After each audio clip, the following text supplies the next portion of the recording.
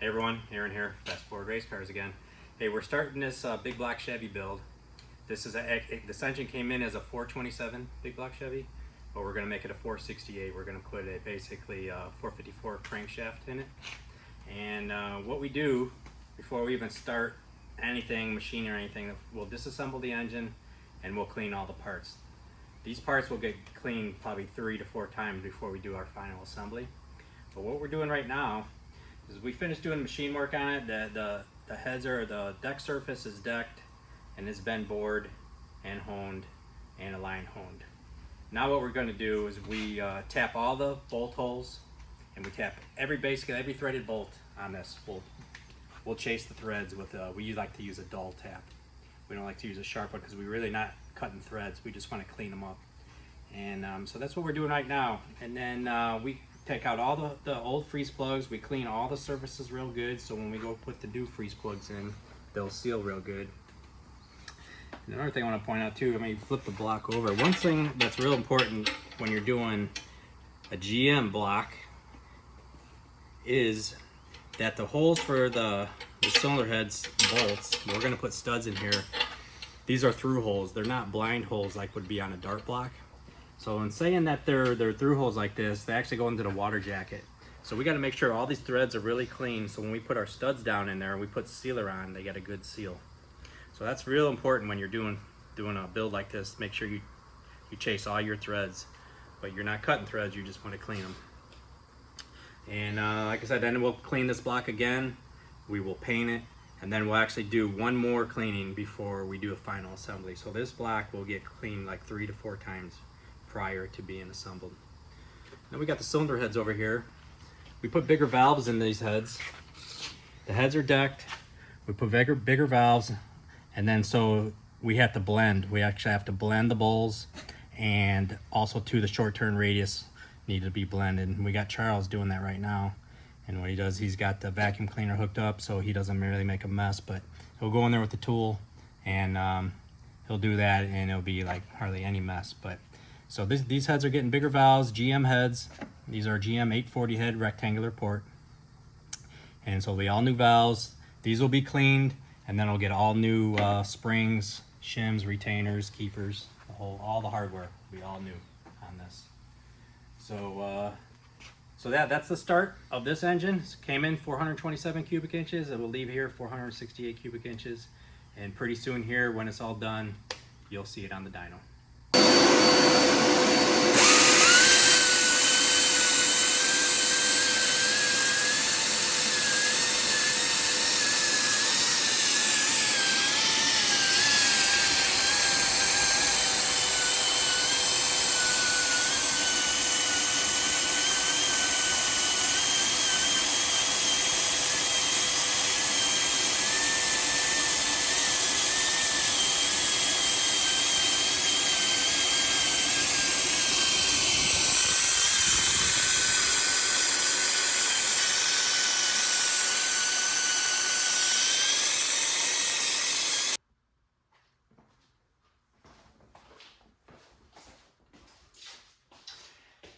All right, we're back on this 468 big block Chevy, and since the last video, or the first portion of this video, we cleaned the block after we chased all the holes with the tap, and we cleaned everything, cleaned out all the holes, and we painted the block since then. So now that was the final cleaning, and now at this point what we're going to do is we're going to install the cam bearings, the freeze plugs, and any other pipe plugs for oil passages and things like that. We're going to put them in right now, and that will be all done before we put the crankshaft in. But right now I'm going to show you, we're going to put the cam bearings in right now, and I'm going to show you a little thing about big block Chevy. On a stock block big block Chevy, the journals in the block are different sizes. Now on a dart block, they're all the same size. Each one is the same. But on a GM block, the journals are different. So basically the number 1 journal is the biggest one. And this is the box for the bearings, for the cam bearings, and it tells you, there's a number that's stamped on the bearing, and it tells you which position to put the bearing in. So that's critical that you do this right, otherwise your clearances will be wrong and your cam will lock up on you. But anyways, what I'm going to show you here, I'm going to put on all the bearings, and then we're gonna mic the bearings afterwards to make sure our clearances are right. But if by some chance the clearances are too tight, I'm going to show you a little trick here what we do. And because, like I said, the number 1 journal is bigger, which means the bearing itself is thicker, what we can do, if we have any of the other bearings too tight, I made a arbor actually to put this in the lathe, and I can machine the back side of this, so when we press it in, the journal that's tight, the clearance will be what we want. Now there's a trick to that, because you have to mic it, you have to put the cam in there, mic the cam, mic the bearing, decide, you know, how tight it is and how much you need to take off, and that number will determine how much you take off the back side of this. But probably, you know, 80-90% of the time we put in the cam bearings, and they're usually good. But every now and then I'll get a block or a cam combination that I get a journal, 1 or 2 of them are too tight, and then I have to machine the bearing. And I don't know if I got the little arbor I made yet. Here it is,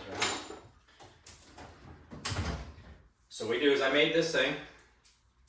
It's just a piece of aluminum. We put it in the lathe. I'll true it up in the lathe, and then you slip the bearing on here like this. You see it's very tight fit, like that. I got a cap, and I tighten this bolt, and that'll hold that on, and then I'll actually machine the surface of this bearing to whatever I need to get the clearance right. So basically, you have to figure out how much crush that you're going to have in the bearing, so the bearing don't spin in the journal when the engine is running.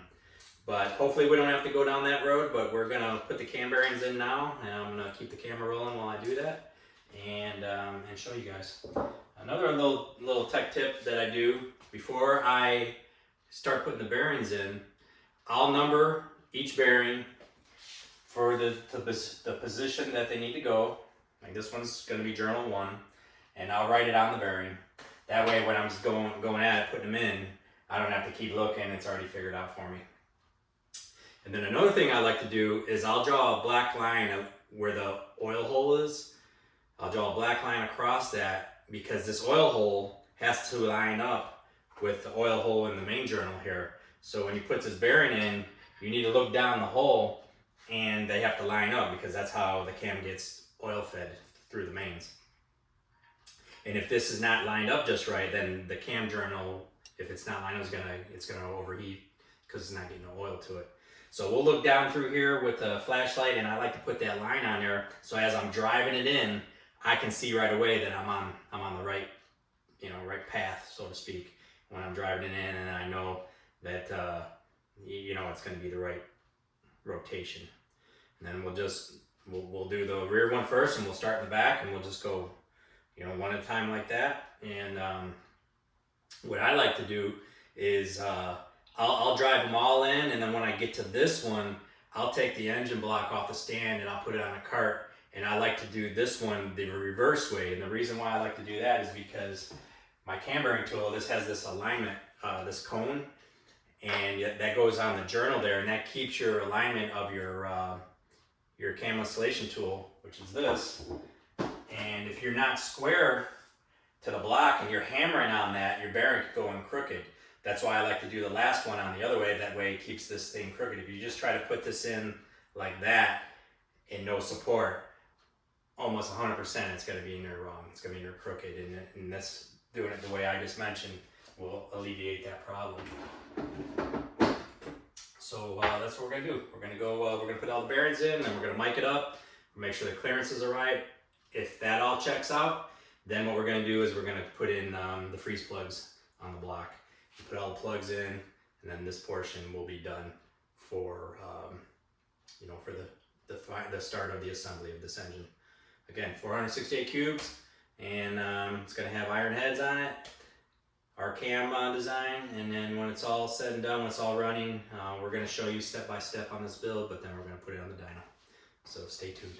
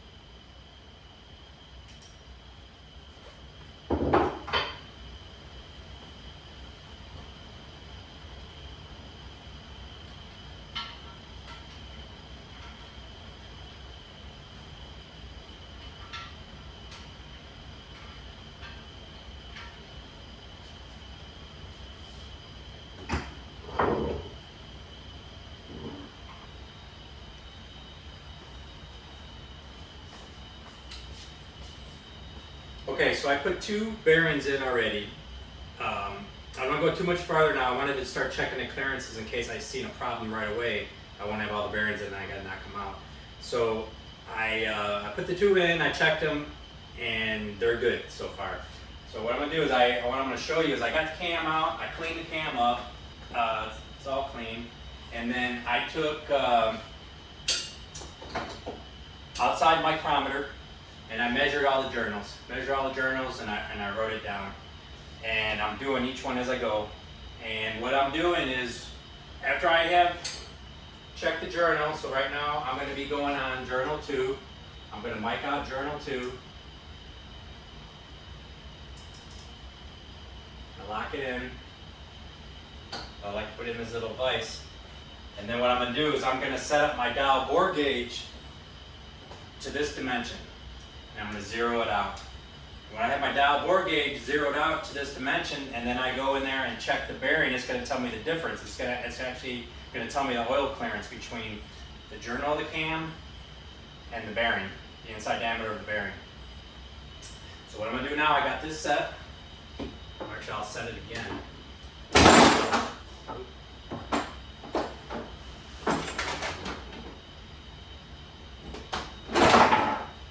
So now we'll go to bearing 2.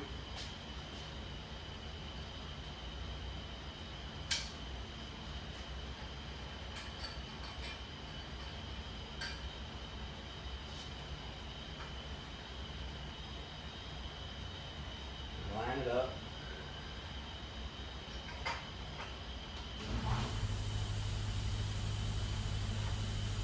So right now I'm looking straight down that my oil hole is lined up with the hole in the bearing.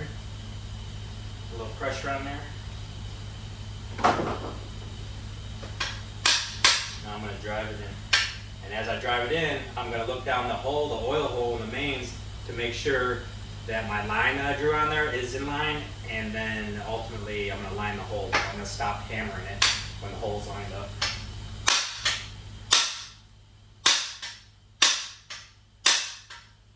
Alright, I'm getting close now, so I'm going to check it. See my line, it's perfect. I gotta go about an 1/8 inch more.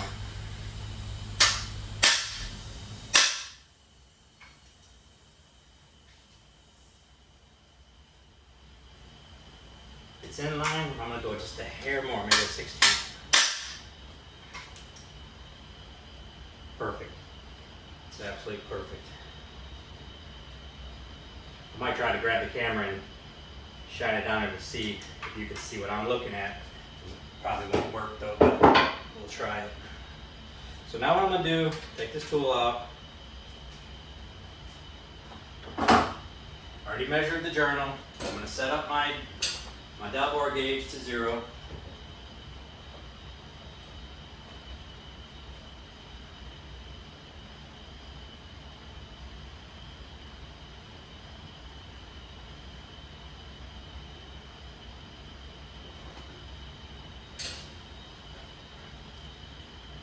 A little tricky because this thing is long.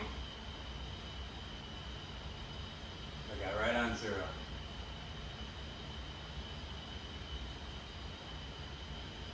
Double check it. This is obviously real critical, getting this right.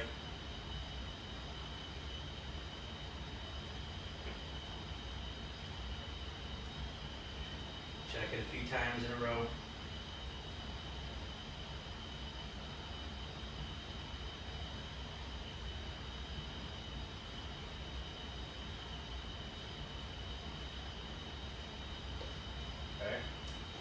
Lock it in. Now I'm going to go check the oil clearance.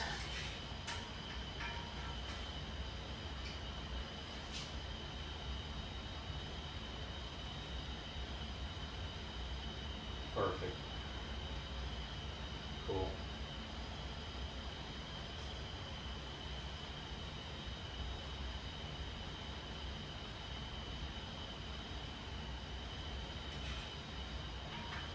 It's nice. That's it. So now what I'm going to do, as I mentioned earlier in the video, I want to do this last one. I want to drive it from that way. Now I had to skip doing the number 5 first, And sometimes this happens. I'm gonna have to take this off the stand. I'm gonna have to put it on a cart so I can drive that one in without a support. I gotta really be careful, because the reason I gotta do that is because there's, when this block was made, when it was casted, there's a little bump out of cast iron in there where my tool is hitting it. And what that's gonna happen is if I try to drive that in there with my tool pressed against that little hump in the block, it's gonna wreck the bearing, because the bearing's not gonna, it's gonna be offset, and I'm gonna drive it in, and it's not gonna be square, and it will shake the bearing, and it'll be all in there crooked. So I have no choice. I'm gonna have to knock that one in from that direction, and then I'm gonna do this one from that direction, so I can use the cone and keep this one aligned. So that's what we're gonna do next. We're gonna actually take this off the engine stand. I'm gonna put it on a cart.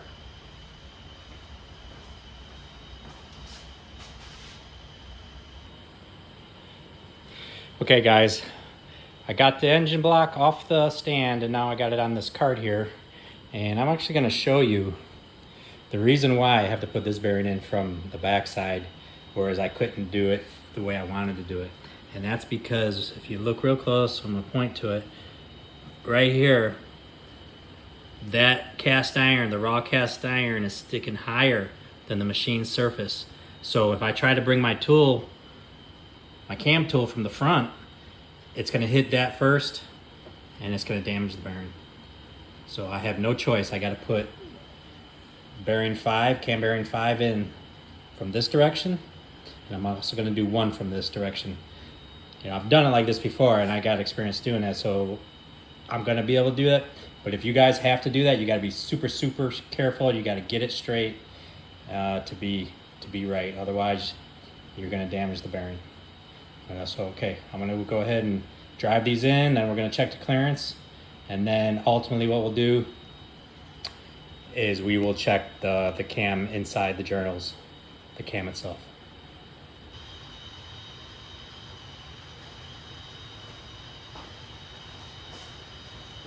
Okay, so I got the number 1 bearing in, went in great, put it in from this direction. Now I'm going to do 5. I'm going to do it from the reverse way, and I'm going to show you how I do it without the support. And it's a little tricky, but it can be done.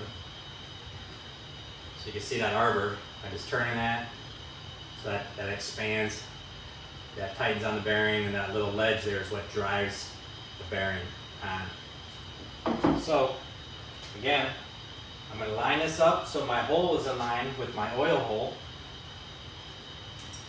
The light.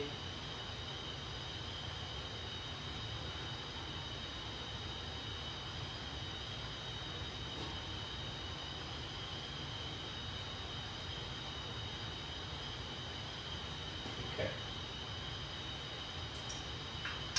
So I visually got it in line.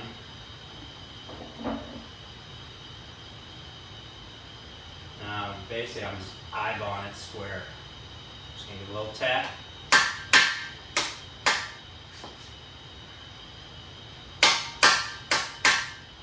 If it doesn't start with that little tap like it did, that means you're not square.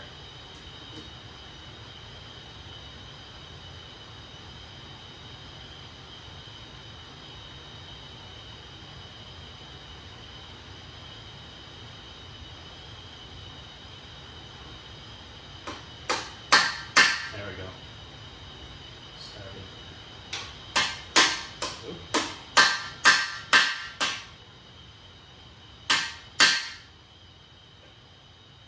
Before I drive it home. Yeah, see, I can see now from this direction, it's tilted up like this. That's not good. If I was to drive it home like that, it would shave that bearing, and it would be near wrong.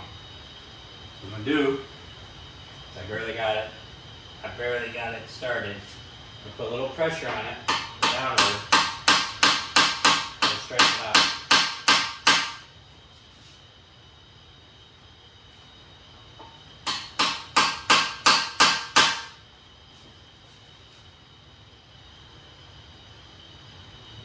No. Be careful though.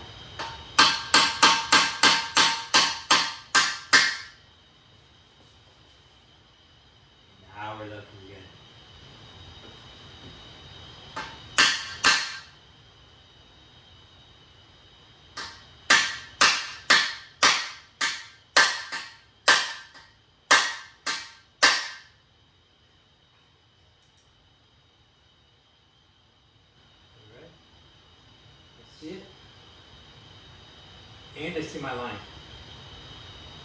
That's good.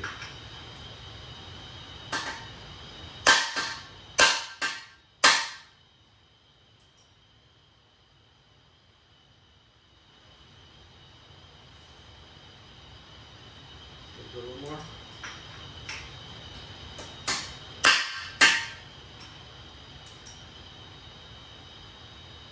Alright, I see the hole coming up.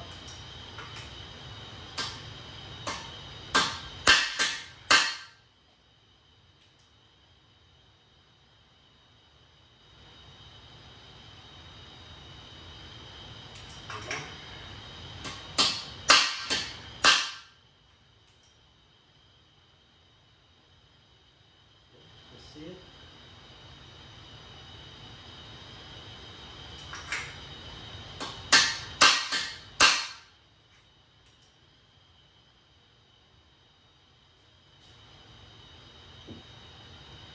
All right. Put a little bit more.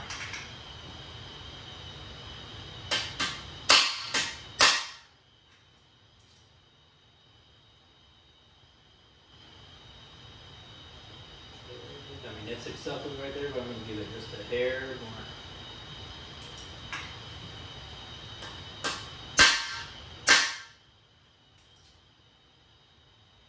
That's it, right there.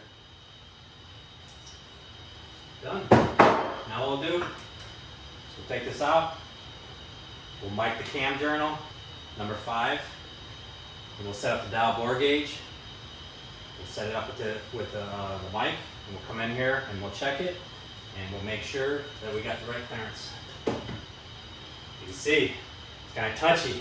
If you don't get that just square and you drive it in there, the bearing will be in there crooked, and when you go to put your camshaft in, which we're going to do here in a minute, that's ultimately going to tell you if it's in there straight or not. You put the cam in, the cam like gets loose, tight, or you just feels funky when you're turning it, you know then when your bearings isn't right. But that's it. We'll shut the camera off now. I'm going to mic it out, and then we'll come back.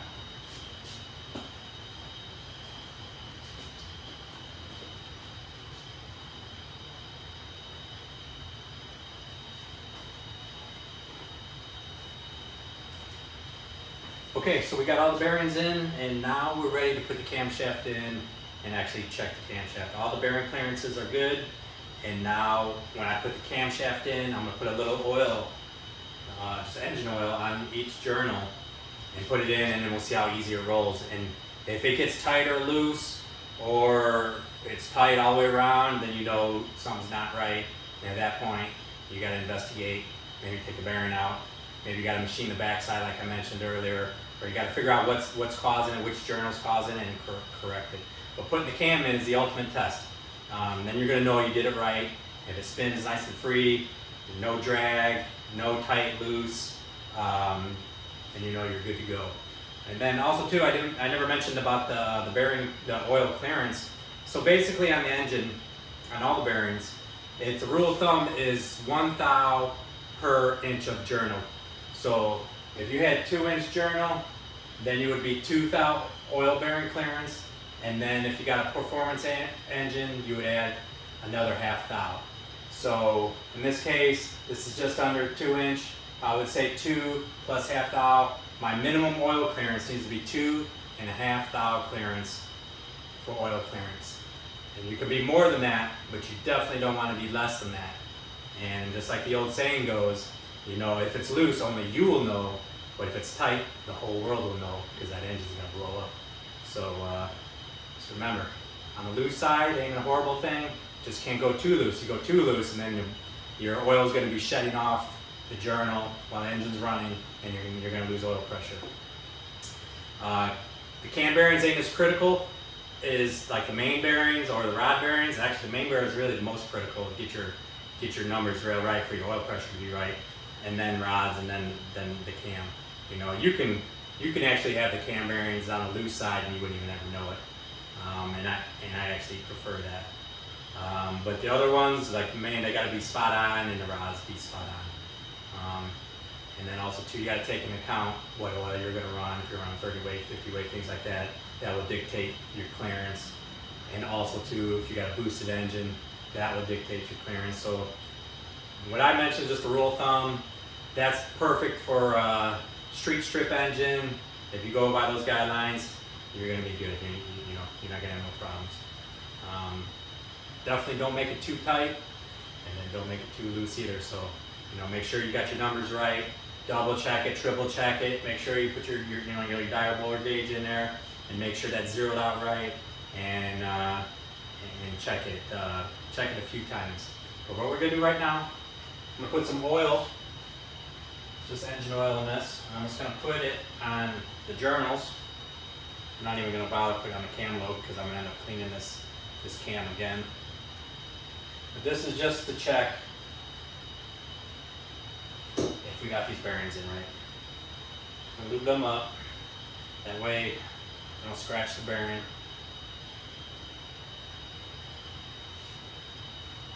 I'll put this bolt in here for give me a handle once I get it so far in there. I'm gonna need to use that to support the cam.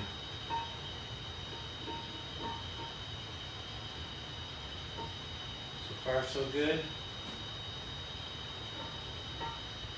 Super careful when you're putting the cam in like this. You don't want to be banging the lobe off the bearing and nick the bearing.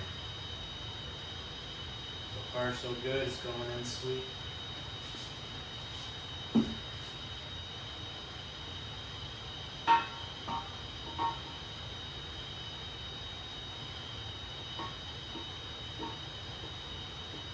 Finesse it in there. One more to go. So far it's turning really nice.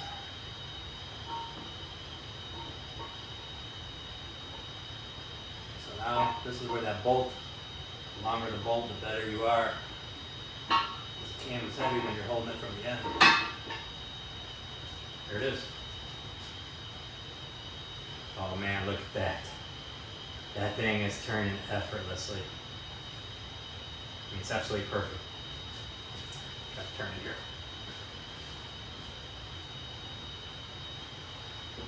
You can see how easy it is for me to turn that. It's going in and out, look at that. Going in and out, turning perfect. This cam, these journals, these bearings, absolutely perfect. That's exactly what you want. If it binds in any way, it could be a bent cam, or bearings in crooked, or journals too tight. But I pretty much knew it was going to work good because I was checking the journal clearances as I was going, and they were all spot on as I went. So that's it, man. That's it for the cam installation. I'll take the cam out now, I'll clean it, I'll put it aside. Then the next thing we're going to do is we're going to mic the crank. Got the crank there, I already polished it. And I'm going to mic all the journals, I'm going to write down the numbers, and then we're going to put the bearings in with the main caps, torque them down, and then we're going to do the same thing. We're going to mic, we're going to mic the crank, we're going to set up the dial bore gauge, zero it out on every journal, check it, write the numbers down, make sure the clearances are good. If they're not good, then maybe we're going to do like a half shell on the bearing. Maybe if you got a standard bearing and you need more clearance, we could either put what's called an X bearing, which is a 1/over. Will give me one more thou clearance, oil clearance. Or if I don't need that much, I can actually take a half of a standard and half of a 1/over, and that'll give me half thou clearance. And that would be like 0.0005. You know, that would be 5/10 basically over if I half shelled it. Sometimes we need that. We're trying to get our bearing clearances just right. So, but that's going to be the next step, and I'm going to video that too. And so you guys stay tuned. And we'll show you that part next.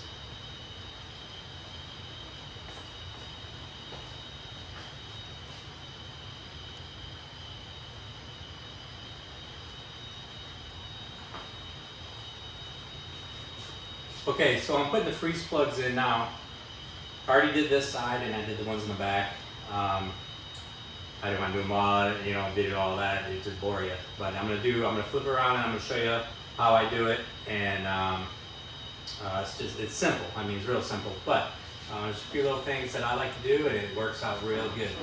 So those are in. I'm going to knock in these three right here. And what I like to do is I'll take lacquer thinner, and I'll just put on a rag, and I'll wipe out the area where this is gonna seal. And if you look how clean this black, but look at that, that's how dirty that is. And the reason why we want to do this, when we put the sealer on it, it seals real good. It gives it a nice, clean surface to seal. Just clean them out. Don't gotta go crazy. I mean, it's gonna seal.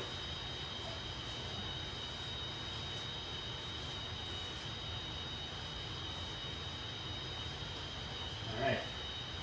So if we do that, like to do the same thing with the freeze plugs. Just get some micro thinner on there. And I'll just give them a quick wipe down.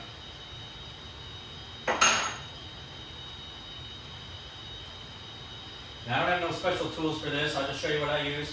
For the smaller ones, this is a 30mm socket and an extension. Works perfect. See that? Perfect. We'll hammer on that. You can see I've been hammering on this for years. That's all I use. And then for the back one, this is a standard cam tunnel, and this 1.5 inch socket. It's perfect there. So that's all I use. Okay, now I'm going to show you what I use. All I use is this Permatex, this Forma gasket, part number 857, 80057. This stuff is gooey. It's old school. I've been using this. I've been using this since day one, man. I've been building these big blocks since late 80s, early 90s. And this is my method. It works good, and I never change it because it's proven to work. Let's keep doing it. So what I'm going to do is I'm going to take this and I'm going to basically put an even film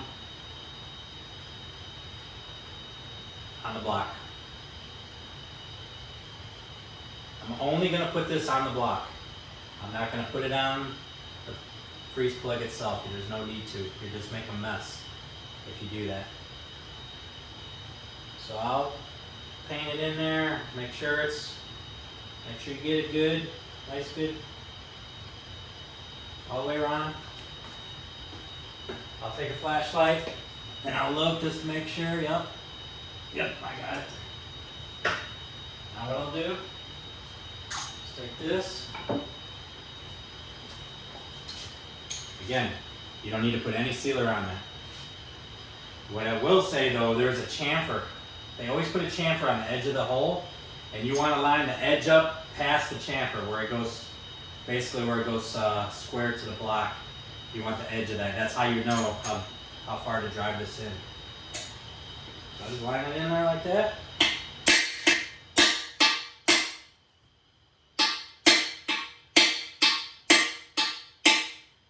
Okay, I'm real close. I got to go a little farther because that chamfer's a little bit more. That's it. Perfect. And that's it. It's that simple. And I'm going to tell you, the reason why I only put the sealer on there and not on there is because when you put the sealer on there, since this is a press fit and I'm driving that down, what's going to happen is you're going to actually be pushing the sealer down, and it's going to form a seal right around this radius on here. And if you were to look through the cone passage on the deck, on the back side of this freeze plug, you would see it's going to be a perfectly black seal, and all that bunches up around there, and when it dries, perfect. You're going to have no leaks. Been doing like this for years, proven, works. Don't use silicone, don't use anything else, man. Just this. Again, we'll just paint it on there.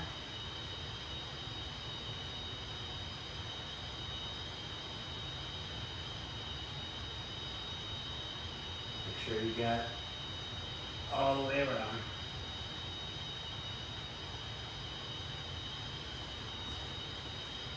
Take a flashlight, just double check. Yep. Go. Freeze plug.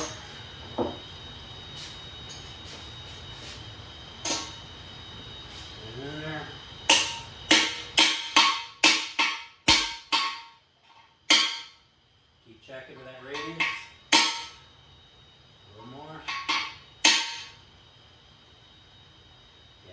edge of it's coming right to the edge of that chamfer, and I'm going to go just a little bit more. There you go.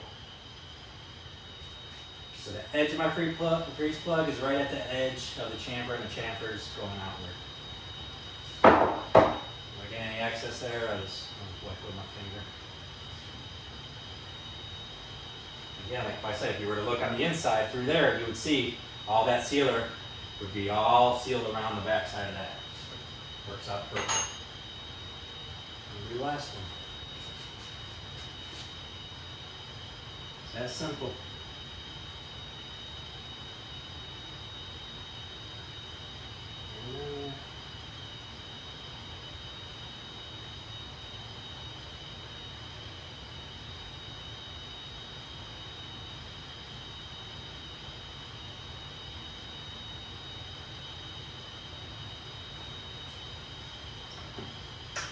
Check it. It's good. Last one.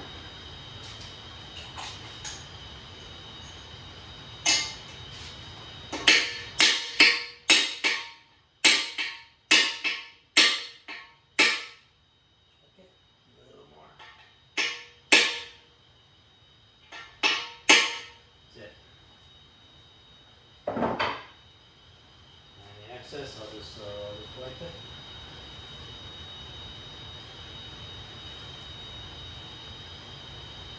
That's it. Done. It's that simple. Again, Permatex, form a gasket, part number 857. Never fails me. Okay, so that's done. Now all I got to do is put the pipe plugs in on the oil galleys, and then after that we'll start miking up the crank and do the crank bearings. So stay tuned for that. That's coming up next.